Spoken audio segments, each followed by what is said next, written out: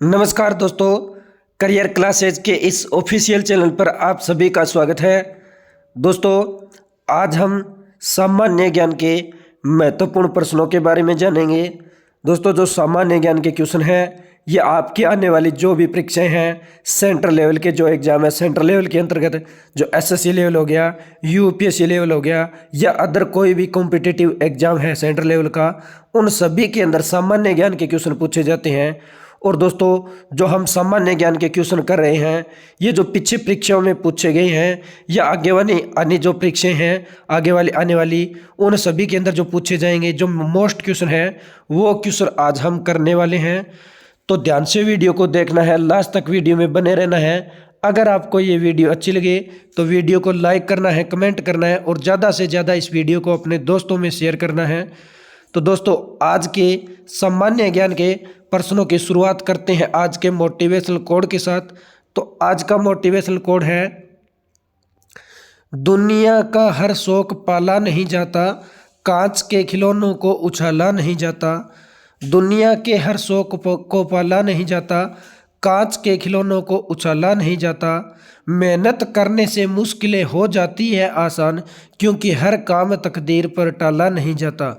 दुनिया का हर शौक पाला नहीं जाता, कांच के खिलौनों को उछाला नहीं जाता। मेहनत करने से मुश्किलें हो जाती है आसान, क्योंकि हर काम तकदीर पर टाला नहीं जाता। तो दोस्तों, ये है मोटिवेशनल कोड। तो अब शुरू करते हैं सामान्य ज्ञान के महत्वपूर्ण प्रश्न। तो आज का फर्स्ट क्वेश्चन है, योगाचार्य विज्ञानवाद के प्रतिपादक थे। योगाचार्य विज्ञानवाद के प्रतिपादक थे। तो राइट आंसर होगा ए, मैत्रेयनाथ। योगाचार और विज्ञानवाद के प्रतिपादक मैत्रेयनाथ थे।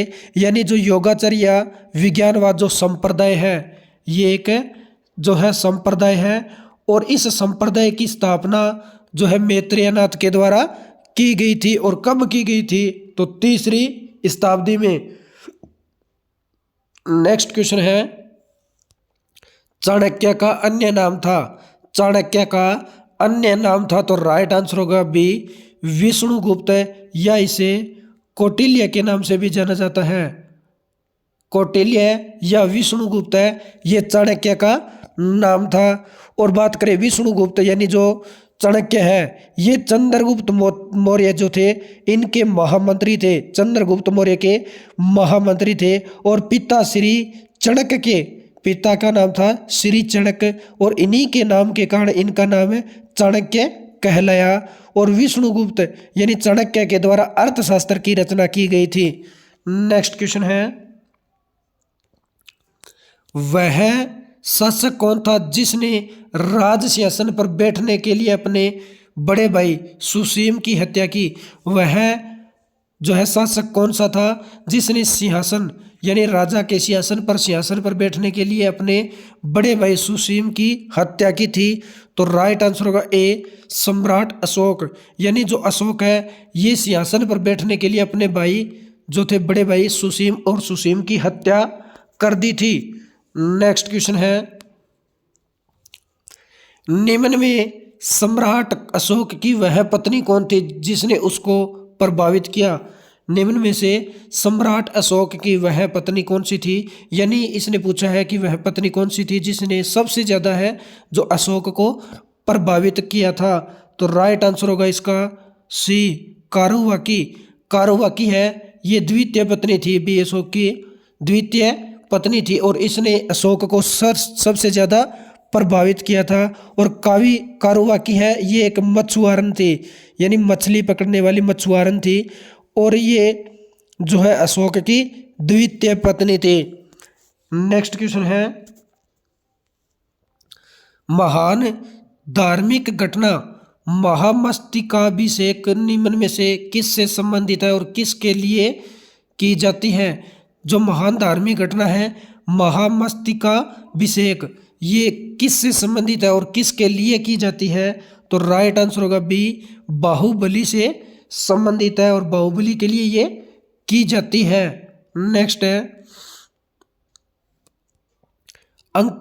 अनेकांतवाद निम्न में से किसका क्रोध सिद्धांत व दर्शन है?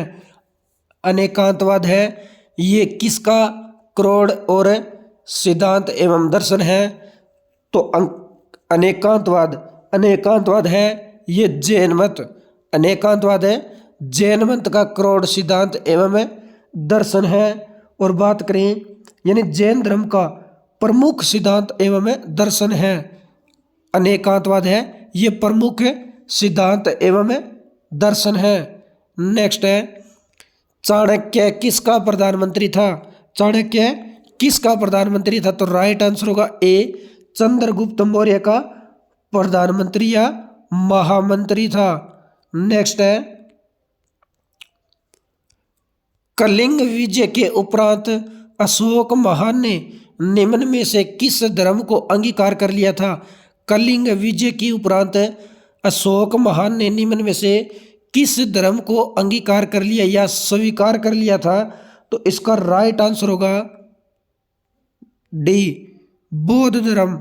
अशोक ने जो है बौद्ध धर्म को अंगीकार एवं या स्वीकार कर लिया था। और बात करें तो बौद्ध धर्म और सत्य अहिंसा यानी अस्तेय के नियमों को धर्म में परिवर्तन करते हुए अशोक ने धम्म की स्थापना की थी। और विराटनगर में विजय स्थल पर 1 वर्षीय तपस्या भी की थी। जो सम्राट अशोक है इन्होंने कलिंग विजय के उपरांत जो है बौद्ध धर्म को अंगीकार किया था। और बौद्ध धर्म के अलावा इन्होंने सत्य अहिंसा अस्तेय के नियमों को पालन करते हुए अशोक ने धम्म की स्थापना की। और विराट के नगर के अंदर जो विजय स्थल है वहां पर 1 वर्षीय तपस्या भी की थी। नेक्स्ट है निम्न में वह कौन है जिसका नाम दीवान प्रियदर्शी था? वह व्यक्ति कौन है जिसका नाम दीवान प्रियदर्शी जो है प्रियदर्शी था?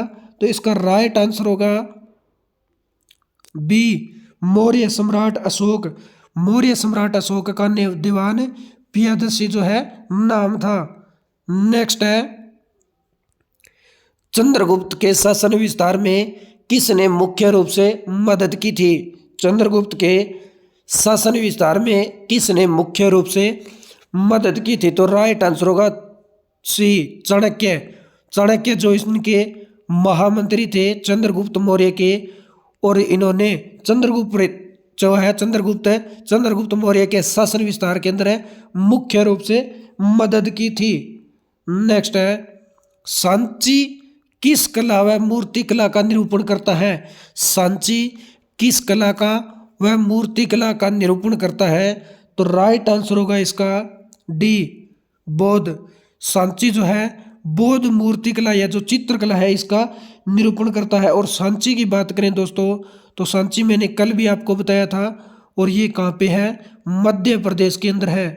मध्य प्रदेश का एक छोटा सा गांव है। नेक्स्ट है निम्न में से कौन मौर्य वंश का शासक नहीं है? निम्न में से कौन मौर्य वंश का शासक नहीं है? तो राइट आंसर होगा ए अजातशत्रु। अशोक मौर्य वंश के हैं, बिंदुसार मौर्य वंश के और चंद्रगुप्त ये मौर्य वंश के हैं, लेकिन अजातशत्रु मौर्य वंश के शासक नहीं हैं। अजातशत्रु है ये मगध का एक प्रतापी शासक था। जो मगध साम्राज्य था मगध का एक प्रतापी शासक था। और अजातशत्रु ये बिंबिसार का पुत्र था। अजातशत्रु है ये जो बिंबिसार है बिंबिसार का पुत्र था। और बिंबिसार यानी अपने पिता की हत्या करके ये राजगद्दी पर बैठा था। नेक्स्ट है निम्न में अशोक का उत्तराधिकारी कौन था? निम्न में अशोक का उत्तराधिकारी कौन था? तो राइट आंसर होगा ए कुणाल। अशोक का उत्तराधिकारी कुणाल था। और बात करें कुणाल है ये रानी पद्मावती के पुत्र थे, यानी अशोक और जो रानी थी पद्मावती के पुत्र थे। नेक्स्ट है नंद वंश के पश्चात मगध पर किस राजवंश ने शासन किया? नंद वंश के पश्चात मगध पर किस वंश ने राजवंश है जो इस पे किसने शासन किया था? तो राइट आंसर होगा ए मौर्य। नंद वंश के अंतिम शासक थे गणानंद। और गणानंद के बाद जो है गणानंद को पराजित कर चंद्रगुप्त मौर्य ने पराजित किया था। और ये नंद वंश के शासक थे और इन्हें पराजित करें जो मौर्य वंश है, मौर्य वंश ने जो है शासन किया था और चंद्रगुप्त मौर्य ने इन्हें पराजित कर मौर्य वंश की स्थापना की थी। नेक्स्ट है, किसने पाटलिपुत्र को पोलिब्रोथा कहा? किसने पाटलिपुत्र को पोलिब्रोथा कहा? तो राइट आंसर होगा बी, मेगास्थनीज। पाटलिपुत्र को पोलिब्रोथा है ये मेगास्थनीज ने कहा था। नेक्स्ट है, कौटिल्य द्वारा रचित अर्थशास्त्र कितने अधिकरणों में विभाजित है? कौटिल्य द्वारा रचित अर्थशास्त्र कितने अधिकरणों में विभाजित है? तो राइट आंसर होगा सी, कौटिल्य द्वारा जो रचित अधिकरण है ये 15 अधिकरणों के अंदर विभाजित है, यानी 15 अधिकरण थे और 150 इसमें अध्याय थे। 15 अधिकरण, 150 अध्याय और 180 इसमें उपविभाग थे। 180 उपविभाग थे और 61,000 श्लोक थे। 61,000 जो है इसमें श्लोक थे, ये आपको ध्यान में रखना है। नेक्स्ट है, किस गुप्त जो है किस वंश के शासकों ने क्षत्रप प्रणाली का प्रयोग किया? किस वंश के शासकों ने क्षत्रप जो प्रणाली है इसका प्रयोग किया था? तो इसका राइट आंसर होगा सी, शकों ने। शकों ने जो है क्षत्रप प्रणाली का प्रयोग किया था। और बात करें क्षत्रप प्रणाली है, ये एक प्रकार की उपाधि थी। क्षत्रप एक प्रकार की उपाधि थी जो राजा के मुखिया के लिए प्रयुक्त की जाती थी और यह प्राचीन भारत की राज व्यवस्था प्रणाली थी। प्राचीन भारत की राज व्यवस्था प्रणाली थी। नेक्स्ट है, भारत में प्रथम बार सैनिक शासन व्यवहार में लाया गया। भारत में प्रथम बार सैनिक शासन व्यवहार में लाया गया। तो इसका राइट आंसर होगा ए, ग्रीकों द्वारा। भारत के अंदर प्रथम बार जो सैनिक शासन व्यवहार है ये ग्रीकों के द्वारा लाया गया था। नेक्स्ट है, किस संग्रहालय में कुषाणकालीन मूर्तियों का संग्रह अधिक मात्रा में है? किस संग्रहालय में कुषाणकालीन मूर्तियों का संग्रह अधिक मात्रा में है? तो राइट आंसर होगा इसका सी, मथुरा संग्रहालय के अंदर। मथुरा संग्रहालय के अंदर जो कुषाणकालीन मूर्तियां हैं इनका संग्रह सर्वाधिक है, तो ये मथुरा संग्रहालय में ये ध्यान में रखना है। और बात करें मथुरा संग्रहालय यानी जो कुषाणकालीन है, यानी ये मथुरा कला एवं जनक कनिष्क था। मथुरा कला का जनक पूछे आपको, जो मथुरा संग्रहालय है या मथुरा कला का जनक आपसे पूछे, तो इस कला का जनक है जो कनिष्क कुषाण शासक था, कनिष्क ये इसका जनक था। और मथुरा संग्रहालय जो है ये लाल पत्थरों का जो प्रयोग करके बनाया गया है, लाल पत्थर इसमें सर्वाधिक लगे हुए हैं। और कुषाण काल में मथुरा जो है ये कला का प्रमुख केंद्र था और प्रसिद्ध केंद्र था। नेक्स्ट है, किसने उल्लेख किया है कि नंदों ने अपना कोष गंगा की धारा में छिपा रखा था? किसने उल्लेख किया है कि नंदों ने अपना कोष गंगा की धारा में छिपा रखा था? तो राइट आंसर होगा ए, मामूलनार। मामूलनार ने उल्लेख किया है कि नंदों ने अपना कोष गंगा की धारा में छिपा रखा है। नेक्स्ट है, गुप्त किसके सामंत थे? गुप्त किसके सामंत थे? तो राइट आंसर होगा ए, कुषाणों के। गुप्त जो है कुषाणों के सामंत थे। नेक्स्ट है, भारतीय राष्ट्रीय कांग्रेस की पहली बैठक किस शहर में हुई थी? भारतीय राष्ट्रीय कांग्रेस की पहली बैठक किस शहर में हुई थी? तो राइट आंसर होगा इसका डी, बम्बई।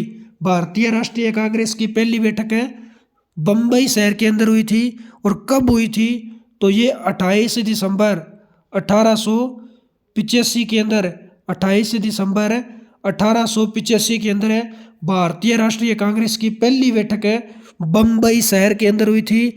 और बम्बई के गोकुलदास तेजपाल संस्कृत महाविद्यालय के अंदर ये बैठक हुई थी। और इस बैठक के अंदर 72 प्रतिनिधि यानी 72 प्रतिनिधियों ने इसमें भाग लिया था। अगर पूछे कि भारतीय राष्ट्रीय कांग्रेस का मुख्यालय कहाँ पर है, तो मुख्यालय इसका नई दिल्ली में है। नई दिल्ली में इसका मुख्यालय बना हुआ है। नेक्स्ट है, निम्नलिखित कांग्रेसी नेताओं में से किसको भारत का महान वृद्ध व्यक्ति कहा जाता है? निम्नलिखित कांग्रेसी नेताओं में से किसको भारत का महान वृद्ध व्यक्ति कहा जाता है? तो राइट आंसर होगा सी, दादा भाई नौरोजी को कांग्रेसी नेताओं में से भारत का महान वृद्ध व्यक्ति कहा जाता है। और दोस्तों, दादा भाई नौरोजी का जन्म अगर आपसे पूछे तो 4 सितंबर 1825 को इनका जन्म हुआ था। अगर इनकी मृत्यु पूछे आपसे तो दादा भाई नौरोजी की मृत्यु 30 जून 1917 को जो है इनकी मृत्यु हुई थी। नेक्स्ट क्वेश्चन है,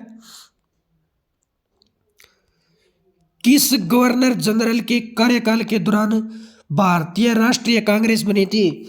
किस गवर्नर जनरल के कार्यकाल के दौरान जो है भारतीय राष्ट्रीय कांग्रेस बनी थी? तो इसका राइट आंसर होगा सी, लॉर्ड डफरिन। लॉर्ड डफरिन के कार्यकाल के अंदर जो है भारतीय राष्ट्रीय कांग्रेस बनी थी। और बात करें तो 1884 में लॉर्ड रिपन के बाद जो है ये लॉर्ड डफरिन, जो लॉर्ड रिपन थे 1884 के अंदर है, तो 1884 के बाद लॉर्ड डफरिन जो है ये वाइस राय बने थे, भारत के वाइस राय बने थे। और ये 1884 से लेकर 1888 तक जो है भारत के वाइस राय रहे थे। नेक्स्ट है, भारतीय विश्वविद्यालय अधिनियम 1904 किस वाइस राय काल में पारित किया गया? भारतीय विश्वविद्यालय अधिनियम 1904 किस वाइस राय के काल में पारित किया गया था? तो राइट आंसर होगा डी, लॉर्ड कर्जन के कार्यकाल में भारतीय विश्वविद्यालय अधिनियम 1904 पारित किया गया। ये 1904 के अंदर पारित किया गया था। नेक्स्ट है, भारतीय सिविल सेवा में चुने गए पहले भारतीय का नाम क्या था? भारतीय सिविल सेवा के अंदर चुने गए पहले भारतीय का नाम क्या है? तो राइट आंसर होगा इसका डी, सत्येंद्र नाथ टैगोर। भारतीय सिविल सेवा के अंदर पहले व्यक्ति थे ये सत्येंद्र नाथ टैगोर जिन्हें चुना गया था। और बात करें कब चुने गए थे तो 1863 जून 1863 ईस्वी के अंदर भारतीय सिविल सेवा के अंदर सत्येंद्र नाथ टैगोर को चुना गया था। और बात करें सिविल, तो सिविल सेवा की अगर आपसे स्थापना पूछे तो सिविल सेवा की स्थापना हुई थी 1854 के अंदर। 1854 में इसकी स्थापना हुई थी। और स्थापना करते जो व्यक्ति थे, स्थापना करने वाले, ये लॉर्ड मैकाले के द्वारा जो है सिविल सेवा की जो है स्थापना की गई थी, लॉर्ड मैकाले के द्वारा 1854 में। और जून 1863 के अंदर जो सिविल सहायता के अंदर जो है सत्येंद्र नाथ टैगोर को चुना गया था। नेक्स्ट है, इंडियन नेशनल कांग्रेस के संस्थापक कौन थे? इंडियन नेशनल कांग्रेस के संस्थापक कौन थे? तो राइट आंसर होगा सी, एलन ऑक्टेवियम ह्यूम। एलन ऑक्टेवियम यानी A.O. ह्यूम, अगर शॉर्ट नाम पूछे इनका तो A.O. ह्यूम, ये जो है ये इंडियन नेशनल कांग्रेस के संस्थापक थे। वह कौन सा प्रथम भारतीय था जो ब्रिटिश संसद के लिए निर्वाचित हुआ? वह कौन सा प्रथम भारतीय था जो ब्रिटिश संसद के लिए निर्वाचित हुआ?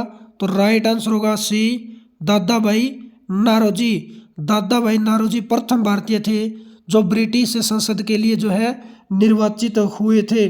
और कब निर्वाचित हुए थे? तो 4 सितंबर 1825। दादा भाई नौरोजी का जन्म अगर पूछे तो 4 सितंबर 1825 को इनका जन्म हुआ था। और ये जो है ये ब्रिटेन की संसद के तौर पर इन्हें चुना गया था, ब्रिटेन की संसद के तौर पर इन्हें चुना गया था। नेक्स्ट है, भारतीय संघ के संस्थापक कौन थे? भारतीय संघ के संस्थापक कौन थे? तो राइट आंसर होगा सी, सुरेंद्र नाथ बनर्जी भारतीय संघ के संस्थापक थे। और बात करें भारतीय संघ तो इसकी जो स्थापना है ये 26 जुलाई 26 जुलाई 1876 के अंदर जो है भारतीय संघ की स्थापना सुरेंद्र नाथ बनर्जी ने की थी। तो राइट आंसर इसका सी होगा। नेक्स्ट है भारतीय राष्ट्रीय कांग्रेस की स्थापना की गई। भारतीय राष्ट्रीय कांग्रेस की स्थापना की गई तो राइट आंसर होगा सी 1885 1885 यानी 28 दिसंबर है 1885 के अंदर भारतीय राष्ट्रीय कांग्रेस की स्थापना की गई थी। नेक्स्ट है वर्ष 1905 में बंगाल विभाजन के समय वायसराय कौन था। 1905 के जो बंगाल विभाजन था इस समय वायसराय कौन था। तो राइट आंसर होगा ए लॉर्ड कर्जन। 1905 के बंगाल विभाजन के समय वायसराय लॉर्ड कर्जन था। और बंगाल विभाजन है ये 19 जुलाई 1905 को बंगाल विभाजन हुआ था। नेक्स्ट है गदर पार्टी के एक प्रमुख नेता थे। गदर पार्टी के एक प्रमुख नेता थे तो राइट आंसर होगा डी हरदयाल। लाला जो हरदयाल है ये गदर पार्टी के प्रमुख नेता थे। और बात करें गदर पार्टी के संस्थापक की तो सरदार सोहन सिंह ने 1931 के अंदर गदर पार्टी की स्थापना 1931 में सरदार थे सोहन सिंह।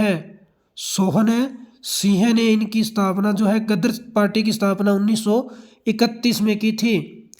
नेक्स्ट है स्वराज मेरा जन्मसिद्ध अधिकार है और मैं इसे लेकर रहूंगा। यह किसने कहा था। स्वराज मेरा जन्मसिद्ध अधिकार है और उसे मैं लेकर रहूंगा, ये किसने कहा था। तो राइट आंसर होगा इसका C D sorry right answer होगा इसका डी बाल गंगाधर तिलक।